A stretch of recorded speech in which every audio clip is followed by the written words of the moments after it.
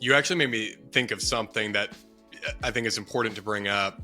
You talked about the commute from suburbs to downtown. When I was telling some people, that was the first thing they brought up. But like, what about downtown? They only go 30 miles an hour, da da da. And I'm like, well, that's not necessarily the problem this is trying to solve. And two, I whenever I think about city building, people should be thinking about it on a 100+ year timeline, because it takes so long to do, and then that pattern is imprinted for a very long time, and it's hard to change.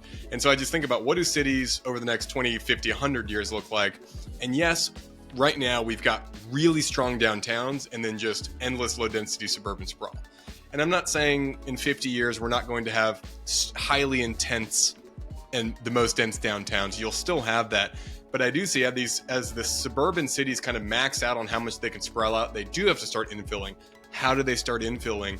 You start creating moments of density, districts around the city that become more intense and a little bit more dense and grow outwardly slow, with all this kind of like suburban neighborhoods between and connecting all these districts, which once again, for me, so a little bit more localized, where neighborhoods and people's lives do over time, and this could happen over decades, become a little bit more localized. And once again, I think this solution actually can work very well with something like that.